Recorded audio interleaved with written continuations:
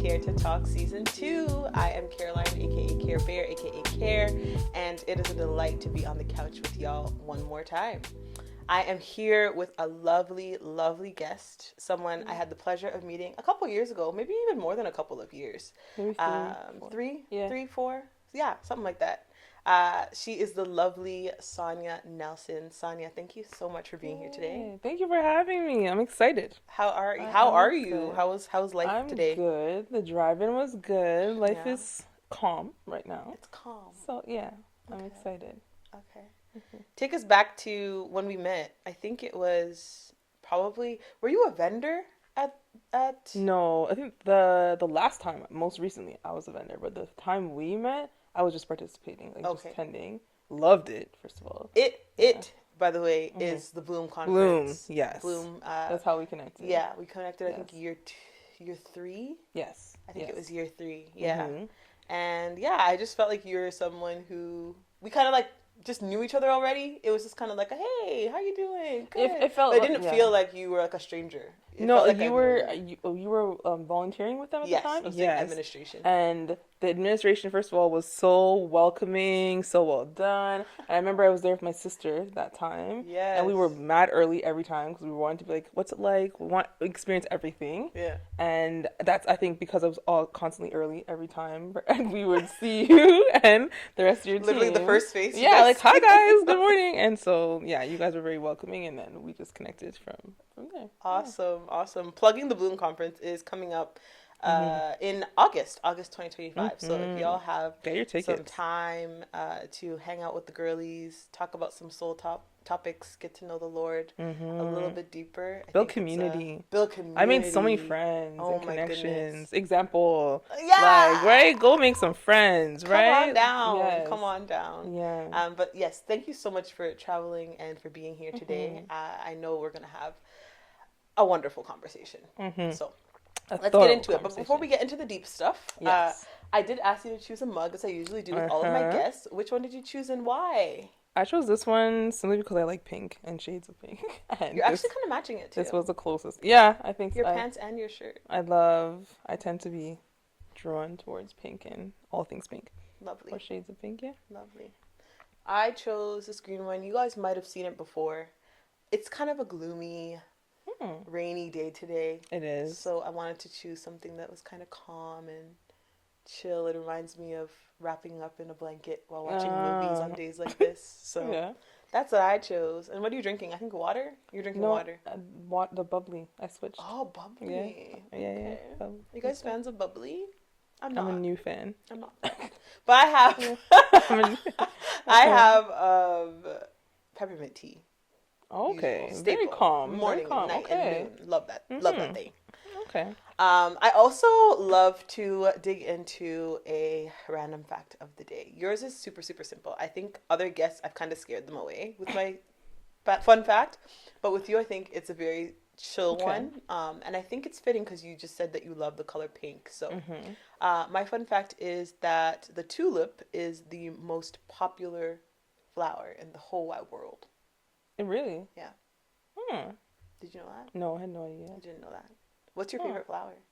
I don't know if I have a favorite flower. I just hear flower and think roses. Like, I don't think Really? I'm a flower person. Are you a Every time I've plant gotten them, no, like, even, you know, the guys will give you flowers or, like, Yeah. flattery. I always have dreaded that. So I'm like, I Don't get me flowers. it's not gonna last. Like, I don't know what to do with this. But I mean, cute for the pictures the day of, but I'm definitely the girl who calls her mom, like, what kind of vase do we need for this? Like, That is so interesting. do you want these? Like, what do you do? What are we doing Wow. with these? So I'm not a flowers person. Okay, so what are you like? If I'm not a jewelry person. when you were either. dating Yeah. your husband, Yeah. what did if he didn't get flowers and he said, "Do not get flowers," I told him, don't get me flowers. Don't what get did he me get jewelry. you instead? Chocolate covered strawberries. I was just gonna say To chocolate. this day, 4 years in, big up to Winston. Big Love up. you. I love you. But yeah, chocolate covered strawberries because I could eat those. Yeah, Like, and enjoy it. yeah. Okay. But that's me. I like orchids. Orchids, I think, are super beautiful. They're not like the types of flowers that you get in a bouquet, though. It's Okay. like something you gotta get in like a pot. So it already comes prepared. It then. already comes prepared, but Okay. I mean, is it as romantic like in a pot I feel like it's probably better. Orchids feel very mature to me. They are, you know what it is? It's the architecture of them. Like, they're just so unique and they look so, I don't know, they're just built different than the other flowers. They're not flimsy. They're like strong and they're solid and they're staple. I just love them. Yeah, anyway. And they come in different like shades, colors, patterns. Are they the ones that last no matter the season? Yes, and you can like you can water them with but those ice. are stress-free flowers though. Yes, but they still kind of die if you don't take care See, of it. Like, so this is why I have one that's like 3 cubes, 3 ice cubes. Ice cubes. Oh, instead of every water. 2 weeks or something like that. Okay, no, that's I can deal with that. Yeah, I can deal with that. But if you forget, like they die, but they do come back. So that's one thing I love about flowers as well. True. All right, well, thanks for indulging me in my random facts. No problem. Thank you for telling me. All right, and now we're gonna get into the meat of the moment. Dun dun dun. The question of the day for you is sip. Take your sip because you're gonna need it. Question of the day is: care to talk about the grief that comes with losing a loved one? The grief that comes with losing a loved one. Yes or no? Well, I'm here, so yeah. We're gonna have to. Because it sounds like you wanted to answer the question. I just want to make sure I was collecting the question, but we are here.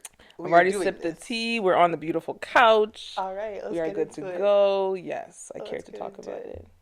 Wonderful. Well, thank you again just for your openness to talk about this.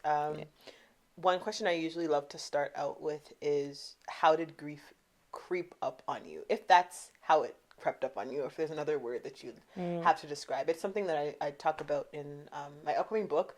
Talk about grief being something that creeps up because I didn't expect it to come in the way that it did. So that's what it means. But what did it mean? What did that mean for you? To creep up, I don't know if it creeped up. I think creep on like someone like slowly walking up to you and then bam. Yeah, I definitely felt the bam. I don't know if I felt the creep, metaphorically speaking. But I hear the word grief. I immediately think of the loss of my paternal grandmother, Leonie Hansen. Love her. In the midst of COVID, 2020, in the midst of also getting engaged. In the midst of starting a new business, in the midst of just a pandemic, like overriding all of that. And it crept up on me in the sense of my grief didn't look like everybody else's at all. Like, I was very, very close with my grandmother, and she was definitely, like every family feels like have like a matriarchal role. She was one of the two. We were definitely both my grandmothers.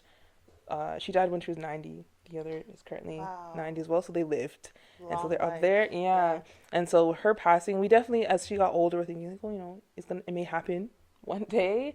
But she was rather healthy and managing any health challenges, but then being diabetic, getting COVID, just escalated things really, really fast. And so it wasn't the fact that she experienced COVID and then that sped up the death. It was experiencing diabetes plummeting, having a stroke, and then COVID on top of that. But while in the midst of this, she was constantly encouraging us to live. So like we're seeing her decline. We're watching her decline, but every minute like she's like, oh, like make sure you live. Like make sure, like I'm so glad that you came and checked in on me. Make sure you live. Like, oh, like and she knew that I was courting my now husband at the time, and she's like, oh, I like him. Like, like make sure you guys live. Like, I know we're in a make sure you live, type of thing. And it was it felt contrary to then what, like you leave the room, you enter the hospital room or you enter her bedroom, you're being told to live while seeing someone who's preparing to leave. Wow. Right? And the grief stuck up on me because every time I would leave her presence, everyone's like mourning visibly, heavily, and I would just be like refueled every time I enter her presence. So my grief would not look the same every time. So that's how it crept up on me, like that huge contrast. Yeah. That like, oh, like, okay, I got a set of a basket of feelings to deal with, and I'm not dealing with it the same way everyone else is. Yeah. I hope that answers. Yeah. No, for sure.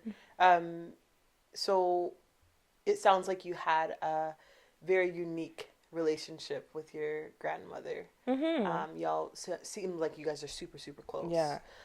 So what goes on in the mind. I have a two prime question for you. The first one being, what goes on in the mind of a granddaughter who loses a grandparent who, literally was a parent to you? And then also on the other side of that, you are a therapist. And I'm really excited to have a therapist on the couch as well. I think it's another avenue that we can kind of dig into soon. But what goes on in the mind of a granddaughter who is a therapist? I'm going to interject that. Who, you kind of understand the cognitive things that kind of go on with loss and with other things. What goes on in the mind of that type of person as well? Well, as a granddaughter, one of many, first of all, like I hear you say, like, it sounds like you guys are really close, and I'm like, I receive that, but I also feel like I think of my sister being super close with her because she lived in the same home and was taking care of her at that time. And a part of me feels like I need to acknowledge that when I'm hearing you say that. Well, what a grandmother to make everyone feel like the favorite. Yeah, like we all had such unique relationship with her, and plus my brother as well. Like, so the notion of, like, as a granddaughter, grieving her, what that felt like was very much so recognizing, like, okay, this person was super, super close to me. It was an honor and privilege to have her in my life for so long. Like, basically what feels like from birth till I was 30. I felt like she was a huge staple in my life. Like, this person saw me learn to walk. This person saw me graduate. This person saw me, like, just get my first job. Like, so many different things. And so it was hard to accept that, okay, she's not going to be here anymore. I can't run back to her. I can't give her a call and bug her. She's not going to quickly, like, put money in my hand when I'm leaving the house, like, as if, take this $2 like you need, right? That's the type of thing. So, like, I had it was a lot of processing of that was a loss, like, not just, oh, I'm not gonna get to see her, like, the things she did, like the role she played, and, like, she was very if I didn't see her, because at that point when she passed, I wasn't in the home where she was living, but it's like the weight, her impact was gone. Like, you felt like a little void in you, like, oh, something is missing, right? Like, something's off.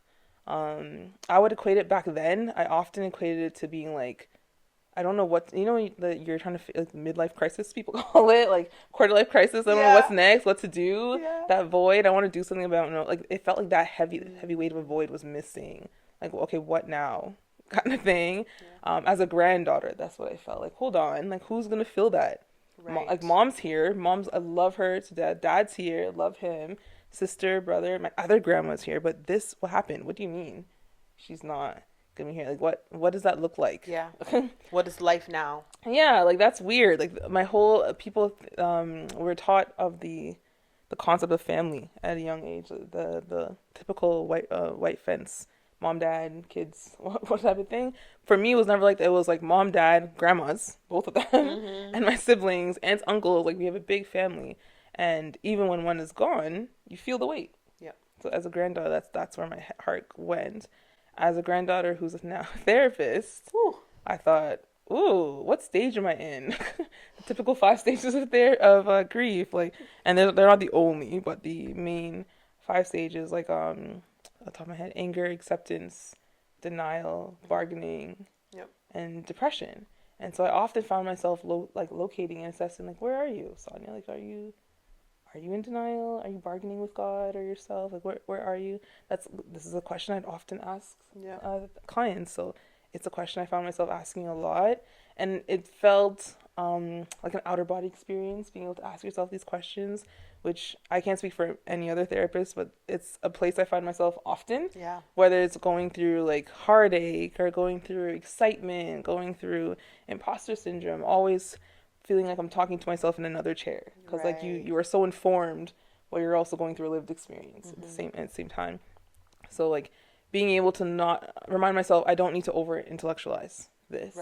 I don't need to be my own therapist for this. Like, I have the right to just live this one out. Like, I have the right to just, shut up, Saunia, and to live. Shut up, Saunia, the therapist, and just live this one out. But I think to this day, I'm really grateful for my therapist hat was able to remind me to practice compassion. Like, like be nice to yourself in this moment. I think back to the time asking, like, I don't know how else to, I want to make sure I tell my story and not any of my family members' stories while answering this, but I think back to a time where I was even asking, can my nephew be part of my wedding? Like, you know, you're looking for like a flower girl or ring boy, and during a time where our grandma had just, like, it's a very sensitive time, and delaying this question over and over and over, and not knowing, like, when can I ask? Is it appropriate now? Like, are people going to think like I'm being selfish? Type of thing. And then the time, and I look back now, and the time I asked was not the best time. And having to sit with that answer of, like, how could you even bring this up now? Wow. Right? Like, whereas I enter her presence before this and just like, live. Like, I want you to live. I want you to continue. Right? So I think back to moments like this as a therapist, and like, okay, you got to be kind to yourself. You're given, you have the knowledge and the informed awareness of like how to process and navigate the stages of grief, but you also get to experience. You're going to make mistakes. Yeah, I love that. Yeah, it's interesting when you said you had to, like, in our pre-conversation, you said you had to turn off the therapist. Yeah. You also said it's like more calculated. It's like people are always watching. It's like you're on TV, and you need to hold it together. Whereas internally, everyone else gets the ball and you know, cry and throw down themselves. But the therapist, and they gotta be composed. I better not, because like, how dare you? Yeah, kind it's of like thing. I can't like, you know, treat anyone after. Yeah, showing like, my how am I gonna send someone to you if you're bawling down the place? But like, therapists need therapists. And no? I have my own therapist, 100%. But let's also keep in mind that, like, that's like decolonizing therapy. Like, you're allowed. Literally. It's okay for me to hold your hand while you see you cry. Yeah. I've cried with clients in therapy because they said they're going through some hard stuff, and the systems that we are living in are not easy nor set up for us. 100%. Right. So like, that was a part of unlearning while grieving. In that process. Like, it's okay for me to cry and someone to catch me in a not so professional state while I'm grieving my whole grandmother. Like, literally. Get off my back. Like, I'm grieving my whole grandmother, right? So I love that. Okay, so another thing we were able to briefly talk about was the time factor in after losing someone that you love. Things are really put into perspective in terms of like time and the timing of life and what to cherish and what not to cherish, I guess. So yeah, can you kind of speak to that and how that became a big factor in your healing? Yeah. I started to know I was, proof that I was healing from the loss of my grandmother was how much more I valued my time, took care of my time, and considered my time. So the notion of like, not just time management, but just like, I'm talking to someone and I'm like checking in, like, I'm known for being the person to call you and like, hey, do you have a minute now? Whereas before I was like, hey, anyways, blah, blah, blah, blah, blah, right? And just dive in. And therapist Saunia is aware of why that's important. But Saunia was like, I'm calling my sister anyways. Like, just, right? Why is it important? It's important to check in with, do you have capacity? And I was always cognizant of that as a therapist. Do you have capacity to talk to me right now? Do you have privacy? Like, are you ready? Can I ask anything? But Saunia, holistically, it's like, I'm calling my sister. What do you mean you don't have time? Like, what? Like, kind of thing. But after the loss of someone so important to me, I was like, no, Saunia, like, that's a transferable skill, sis. Like, you need to do that in life, not just at work. And so now my family, like, they'll laugh at me like, oh, why are you speaking to me like you're talking to a client? I'm like, no, like, I just value your time. Yeah. I just want to know. Like, my mom's like, she's low key annoyed at the beginning. I'd be like, hey mom, do you have some time? You didn't hear I pick up the phone. I'm like, but do you have time? So now she's like, oh yes I do. Oh, give me a second. Hold on. Yes, you know it's not the right time. It's good you ask that question. I'm like, okay. Yeah. So yeah, I very much still value my time and others, and I also feel way more present in conversations than I was before. Almost like I don't know how to describe it. It's like I felt present in conversations with people. Like, I felt like I'm aware, I'm actively listening, but now I just feel like this, like, I don't know when I could lose you. So whether you're a friend, acquaintance, a colleague, like, I'm going to make sure I put my phone down. I'm going to make sure You said you want a half an hour. I promised you half an hour. I'm giving you the half an hour. Whereas before, as much as I intended to do that, I wasn't disciplined with doing that, if that makes sense. Yeah, that makes sense. This time is just more valuable. I find myself trying to work with the tension of being sensitive to understanding I don't know how long I have with you, while also not leading with you're gonna die. You know what I mean? Yeah, you don't want to run with trying fear. To stay in the middle of, okay, I'm appreciating the moment, I'm being present, but also, like, it's not from a place of fear. It's more just from a place of appreciation. Yeah, it's not from a place of, I don't know if you're going to get in a car accident tomorrow. Like, it's not from that place. It's just like awareness. So I think that's really beautiful that you have that. I laugh because I think it was once that you think it's not from place. It was definitely once from like for sure. Yeah. It's like I don't know, like if my dad he was like he definitely sat in the stage of depression for a while. Wow. This was his mom, and so like for a long time I'd be like time with him was super super precious.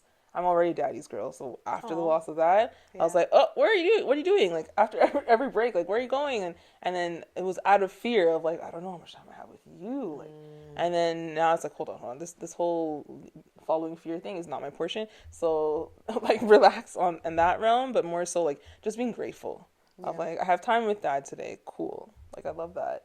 I'm appreciating that versus like I'm terrified. Yeah, this may be the last. But it really did start there, I'm not gonna lie. It started from a more so of a lens of fear and had to shift as I healed more to like appreciation, gratitude. Yeah. Which takes time. For sure. Speaking of the earlier days of coping, was isolation something that you had to deal with? I feel like for me, I think for a season you kind of wanted to recluse from public just because of what you were feeling, the ebbs and flows of your grief and what came with that. Did you struggle with that at all, or were you more so a type of person that like I need to be around people, I need to be amongst the people I love, or were you kind of retracting? This particular loss for me happened in the midst of COVID, so by force we were already isolated. Right. Being an extrovert, I did not thrive in that environment at all, and so no, I did not seek out isolation or backpedal into this solely because of the loss. Rather, I found the topic of how are you doing, like people asking like how are you doing since your grandmother's loss, or how are you, like that topic was very sensitive for me. Like I did like sharing how I was doing. How I'm doing. Yeah, like it was such a loaded question to me at that time.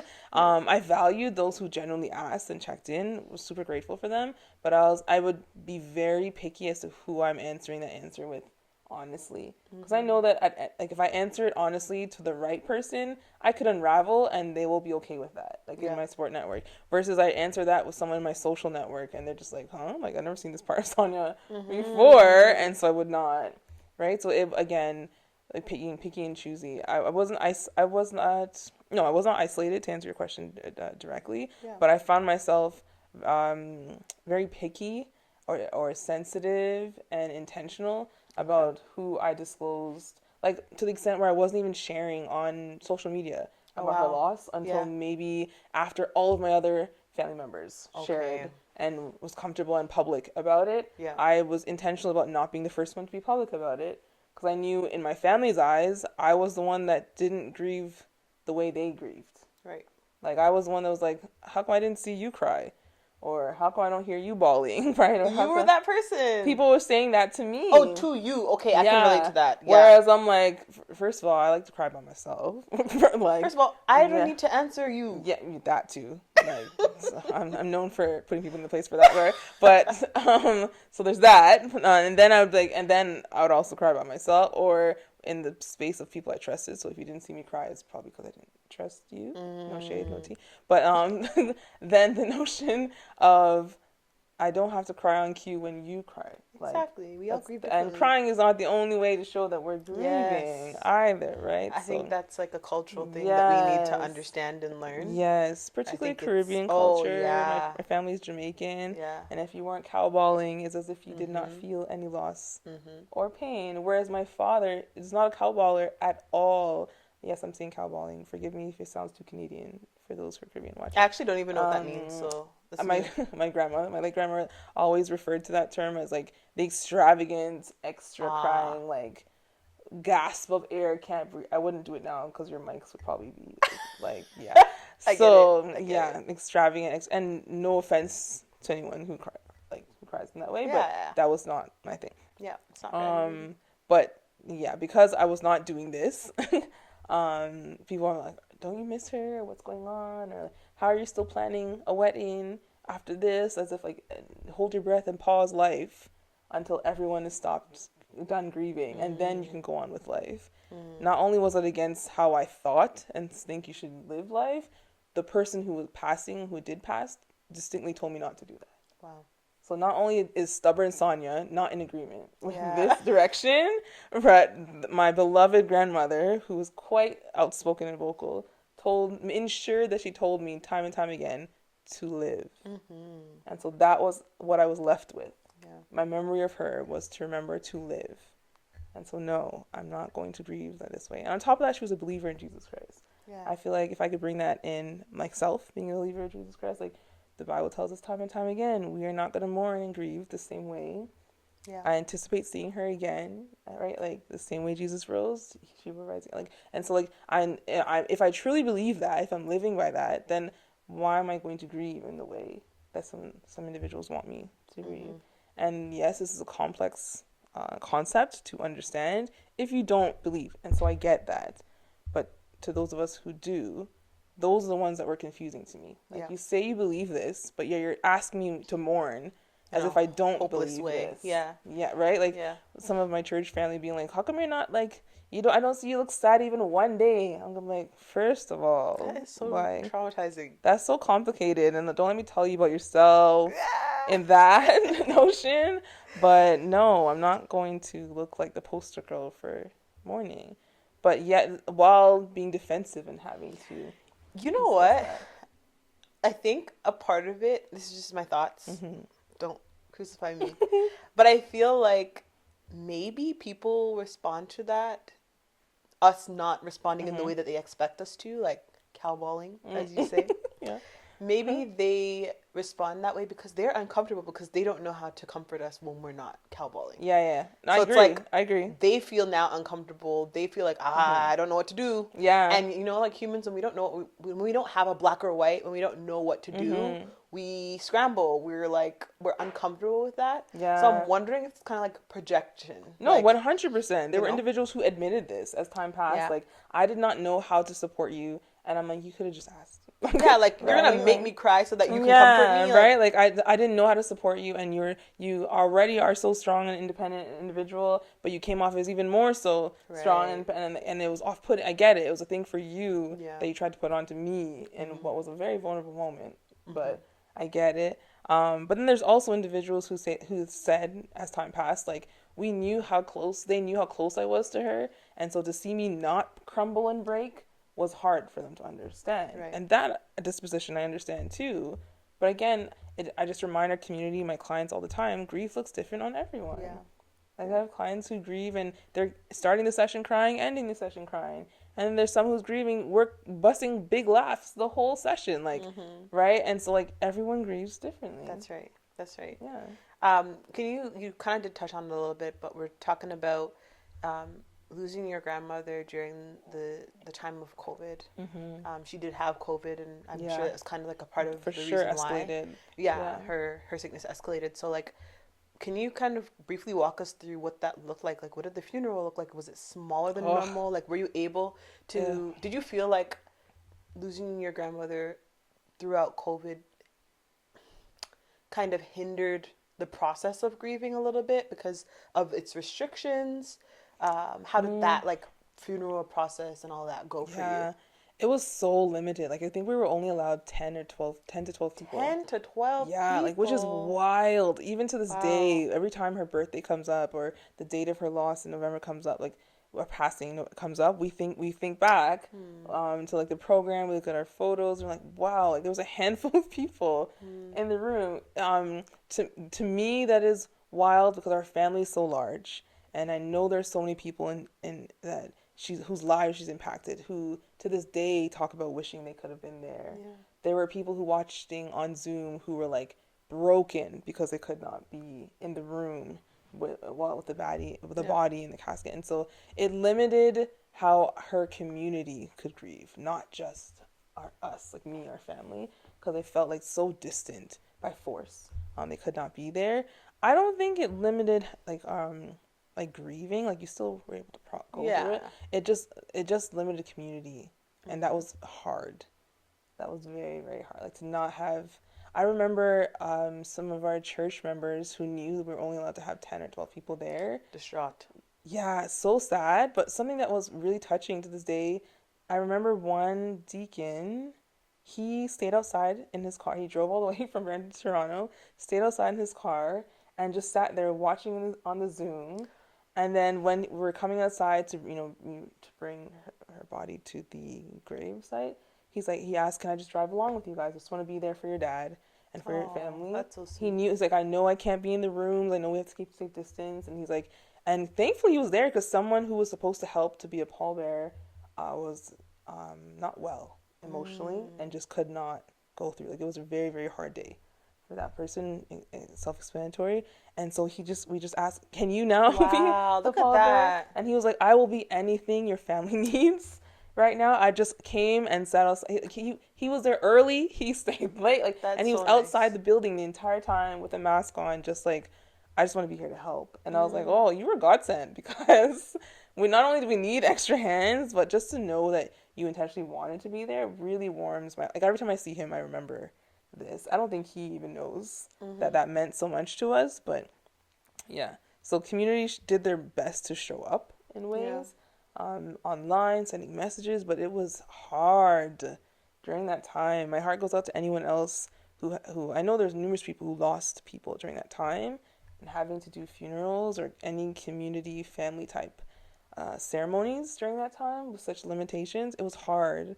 Mhm. Likewise, my wedding that followed a couple months after was only, again, 12 people Wow. permitted, right? Like, so it was a lot of limitations. Yeah.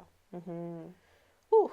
Can you talk about how your faith and hope Mm. played a role in your loss?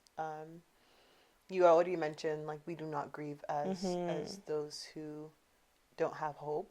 Yeah. Um, but yeah, I think that grief still exists, and Oh, grief and 100%. sorrow Yeah. can exist also with together. Yeah.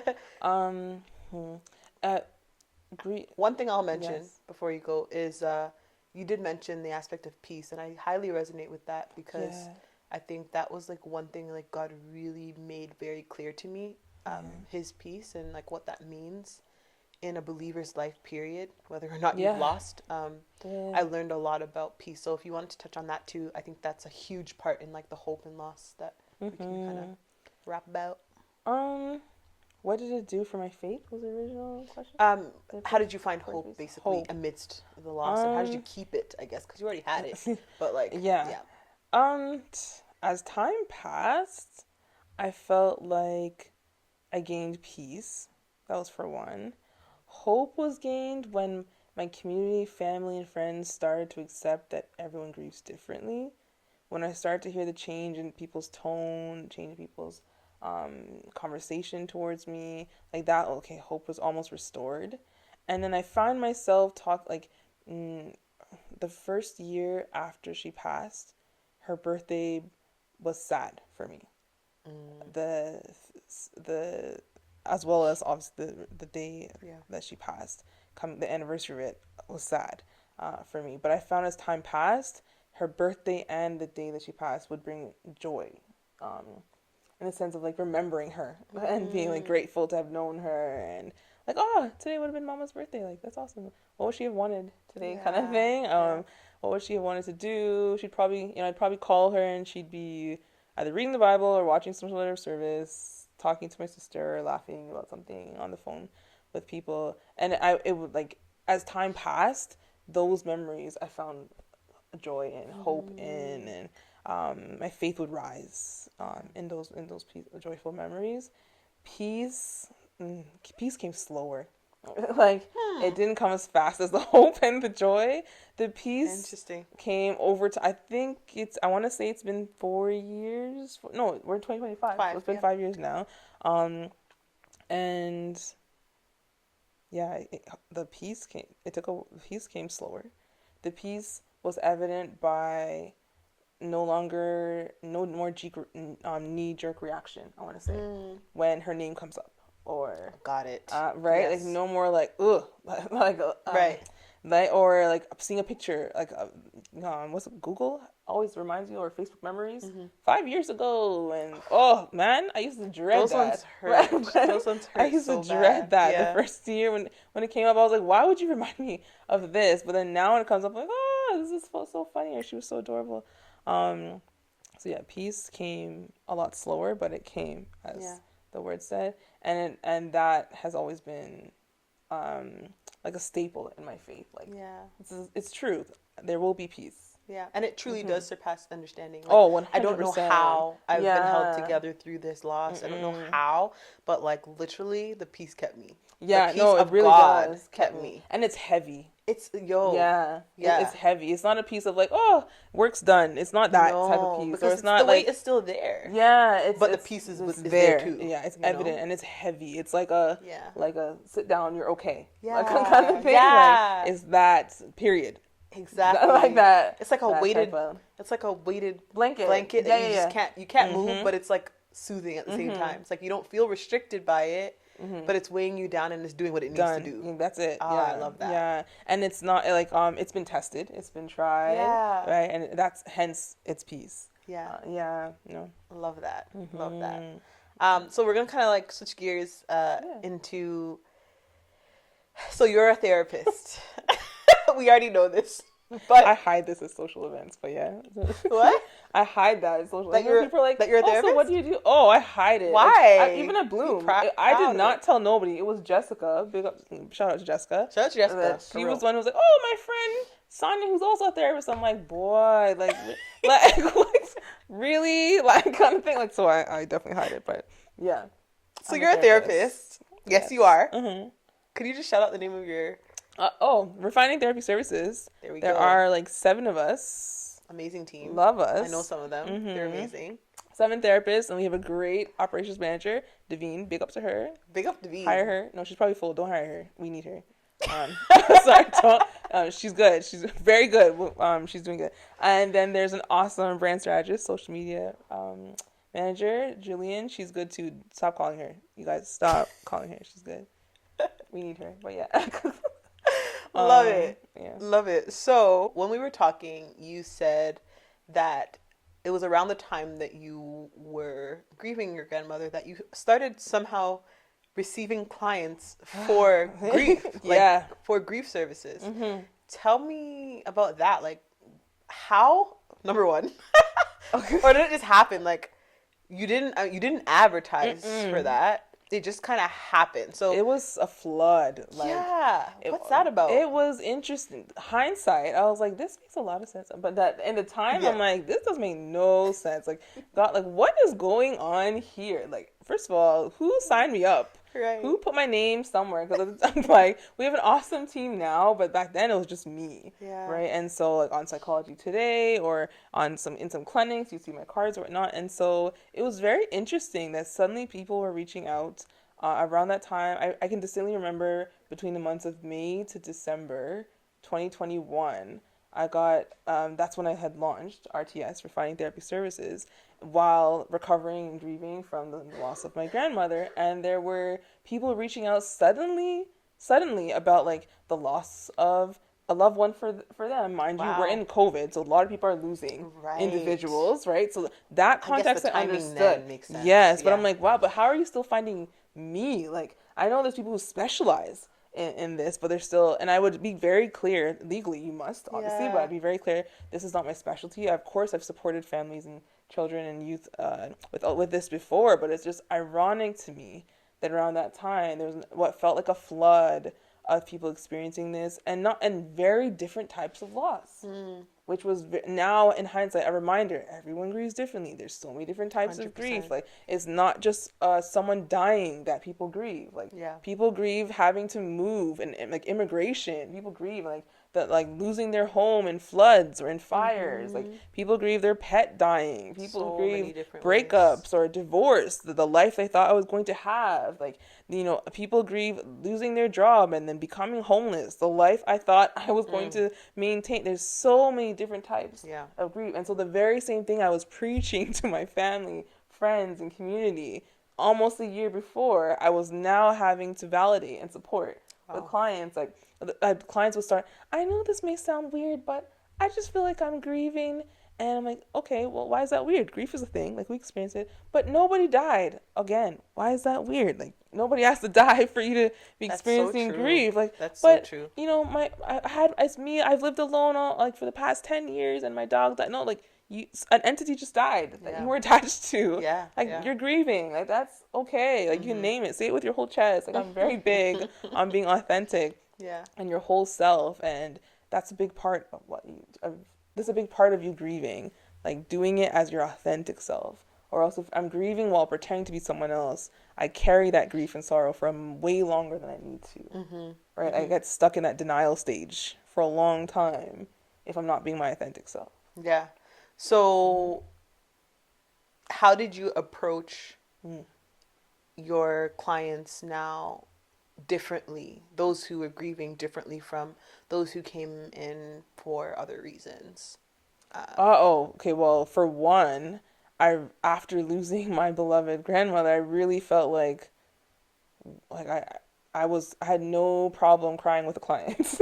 Like, I had no problem being like, let's just sit in this moment of silence. Like, I get it, so kind of thing. And I questioned that, like, okay, Saunia, is this transference? Like, are you making this about you? I questioned that and brought that to clinical directors, brought that to therapists to make sure, and it was affirmed, like, no, like, your capacity has just grown now. Like, your ability to sit with someone in the room of discomfort when grieving has been, like, stretched. As does our window of tolerance stretches, right? When we can overcome things and deal with things. I'm not so easily bounced into my hyper-arousal state or hypo-arousal state. Just as my window of tolerance grew, my ability to deal with grief grew, and my capacity to support individuals. Now, I'm not calling myself a grief specialist, but my capacity definitely at that time grew. And so now, even then, 2021 up till now, someone comes up to me and says, this is my presenting issue, it's a matter of grief. I'm like, there's more of me that I want to give, that I can give to the client. Whereas before, there were parts of me I was giving to the client, and it was very much so parts of what I've heard and what I've read. Right. And right now it's what I've heard, what I've read, what I've felt. Yeah, you said in our pre-conversation, like, I am really hearing and seeing you now. Yeah, it's like my ears were clogged before, and now it's like popped open. Wow. And little things that they would have said, and I would have been like, oh, that's interesting, and write down. Now it's like, sis. Like, I felt that. For real. Like, the funeral ended. Clients will say simple things like, the funeral ended and I had to clean up by myself. Right? I had to clean up by myself, and I didn't cry until it was done. And in the past, I would have been like, oh, that's, wow, you held it all in, you regulated. Now I'm kind of like, you were compartmentalizing. You didn't have any safe space to let it out. I know, like, I feel like I was in the room, a fly on the wall with you, right? And it may not be I don't claim to be able to understand everyone's lived experience now with grief, but I definitely, with my whole chest, claim to be much closer to you, that person who's grieving. I love that. Oh, that was so good. There's so many terms in there I was learning as you were speaking. All right. I have a very interesting question for you. I have actually never done a scenario question with anyone yet, but I would love to do it with you since, you're a therapist. RTS, Refined Therapy Services. Woo! Plug that. Click the link below. No, I'm joking. No, seriously. Click the link below. The link will be below. All right? Yeah. So, y'all. I'm full, but the team has space for you. We want to just rack it up. We want them to be busy all year round. But yes, speaking on that, I would love to kind of walk through just a quick scenario. So let's say I am one of your clients that had recently gone through a loss. it's the first time I'm experiencing a loss. significant familial loss. Okay. And I'm disheveled. Like, I don't know what to do. I don't know what life looks like now. How would you approach that practically? And what are maybe 3 things you would want that client to leave with in order for them to like healthily move forward in their grieving process? Not to say that everything will be perfect. No. Right after one session. No. It's a journey. No, it's a journey, piece by piece. But yeah, what would you say are like 3 important things? Not all the things, but maybe those 3 initial things that they should kind of look into, that you would challenge them on in order to prepare them for the beginning of this grieving process. Well, I think when clients come to me in that disposition or in that intersection, the first thing, like for one, I thank them for holding space for themselves and say, you know what, thank you for actually like booking and holding space for yourself to talk about this. Yeah. Instead of just doing this in your room or in your car by yourself kind of thing. And that tends to open up a space of vulnerability. Like they not just automatically cry, but they're like a breath of fresh air. Yeah. Like you're right, this was hard to Right. to schedule or to do kind of thing. And then at some point in time, while hearing what happened or how they've been doing, how they're managing, I challenge them to identify like who is it that you need right now, what is it that you need, and how often do you need it. That's good. And it's weird for some people to, what do you mean? I don't know is that often I get, and that's a whole answer. Like that's not, you're not getting marked. It's not school. Like it's a whole answer. But I ask them to ask themselves these questions frequently, because as we heal, your answers will change, and that's okay. And it's important to recognize when our answers are changing, and are they changing and becoming realistic, or are they changing and showing us signs of crisis, isolation, suicide ideation? Like, what are your answers showing us? Right? So if I'm hearing what I need is, I don't know, that's okay. That's a solid answer for if it just happened, particularly. Or who do I need? I just want my partner. That's often. Or I just need to come here to you kind of thing, right. Saunia. Or I just need my child. I just want to hug. Like whoever it is that you need, be aware of this. And how often? Like, do you feel like I need to cling by this person? And if so, be honest. Do you need your partner to take a day off with you? Or, do you need to you should go on a leave, but do you need to go on a longer leave than your workplace is offering? Like, what's the frequency of what you need? And many times people don't ask themselves this, or don't have the safety to ask this, or even ask themselves this more than once. Wow. Right? So, I tend to ask them this regardless of the frequency, if I'm seeing you weekly, bi-weekly, monthly, but I ask them to journal about this. Hey, like we're admitting you're in the state of anger right now. You just lost this beloved one who's close to you. And as we slowly find our way maybe to the stage of bargaining, like, is this true? Can I accept this? What not? Like, what do you need? Who do you need? And how often do you need it? And as your community and a member of your community who's supporting you, it really helps us know, like, okay, no, Saunia's just healing. Like, let's go walk with her, along with her. We can't solve all things, but like walk alongside her. But versus like I'm hearing answers like, no, I don't need you. I don't need anyone. I don't need this thing that I used to do all my life. I don't need this food that I used to love. I don't need this activity that I paid so much for. I don't need this camera that I saved so long for. I don't need that. Hold on. Your answers are showing us signs of crisis, isolation, and that helps us as your community activate. Like, we know, like, hold on, we got to tune in more to her. Like, we got to help more. We got to call sometimes other services for support. But if we don't answer these questions, acknowledge them, we don't know, as your community, we don't know when to activate. Right? And so that's where I start, at least. I love that. So it's just taking inventory of the soul. Yeah, literally. Thank you for naming it. But again, not just once. Right. It's like, not be all end all. No, it's not a one time. Like, okay, I took inventory and my boss got the checklist and I'm done. No, like, check in with yourself regularly. Yeah. That's very good. I think that's a great place to start. Yeah.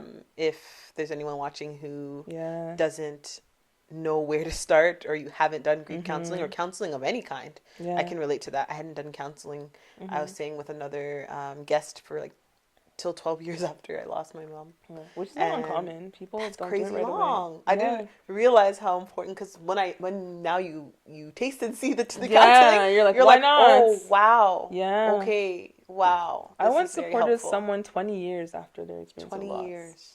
20 years. That's a lot The to anniversary unpack. of Yeah. yeah. Wow.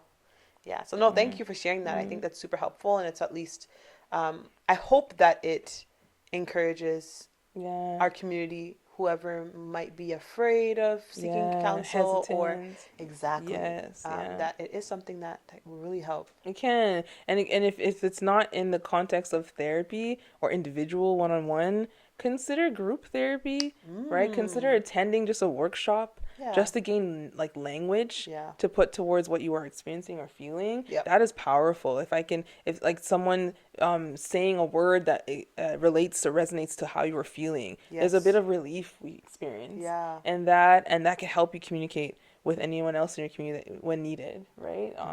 Particularly regarding the grief that you're experiencing. So, yeah. Wonderful. Well, last question for you. Okay.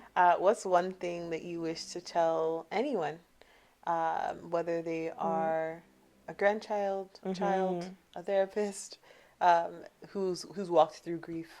Something you want to leave them with? What my grandmother left me with. Don't forget to live. Perfect. That's literally Don't perfect. forget to live. Yeah. Yeah. She said that at home on her bed before she left. She said, well, she couldn't talk much after the stroke and the COVID, but that was one of her last statements. Like, live, go live. And she lived. She was like in her up 90, I think, or she was gonna turn 90. I feel like she lived like 5 different lives. Like after hearing from her, so she lived, and so she like don't like grieve, yes, but don't forget to live. I love that. I think life has a way of, or we allow life to kind of stall when we lose. Or grieving. And I say it knowing that it can piss someone else off 100%. when their grief is fresh. Yeah. Because What that, do you mean, live? I know I say it knowing that somebody's insulted. I say it knowing that somebody's going to turn off this podcast and be like, she's talking foolishness, right? I say it knowing, but I know that as you transition and as time passes, whether you step into therapy or not, you will start to live. And then you will find your way back to this podcast and continue listening and hear where I told you to live. She speaks, okay? Love it. Where can we find you? How can we stay connected with you? IG, Refining Therapy Services. Website, www.refiningtherapyservices.com. Don't look for my personal page, refiningtherapyservices.com. TikTok, refiningtherapyservices.com. LinkedIn, refiningtherapyservices.com. Period. And by the grace of God, refiningtherapyservices.com. Love you. Thank you for having me. Thank you for being here. This is such a fruitful conversation. Thank you. I think we were able to touch on a different angle, and I love that. So thank you for your contributions to this conversation, Yes, and thank you you for sharing such an important story. And yeah, just praying for you and your family for just continued healing. Thank you. And continue to share on in this, because you have a lot to offer the community that's grieving. So. And thank you for holding this space for us. You're right? welcome. It's important to have this space that's welcoming, that's safe, professional, and the hospitality. You guys, I walked into this lovely abode with no socks. I'm gonna out myself right now. I forgot and came here with no socks. And I was gonna say sis. Can I say sis? Sis? Yeah. Pulled out a drawer full of clean, fresh, unworn socks of all sizes, all colors, that you can't see right now, but it's matching my attire as we speak. So every little detail counts, big or small, intended or unintended. And so I thank you. You're welcome. Yeah. All right. Well, thank you guys for joining us. This was such a great one. I hope that you are blessed. Like, share, follow the conversation if you can, and we'll see you next time. Bye. Thank you for sticking around. Wasn't the show awesome? I hope that you enjoyed our guests. If this is something that resonated with you, please like the video, share it with someone that you know, and subscribe to the channel. Also, feel free to leave a comment below and keep the conversation going. If you're an audio listener, you can leave a review on any of our audio platforms. Also, let me know what you care to talk about. any topics of interest that you think would be great for the podcast, please let me know by sending an email. The email is also in the show notes. That's it. That's all. Thank you so much, and see you guys very, very soon. Bye.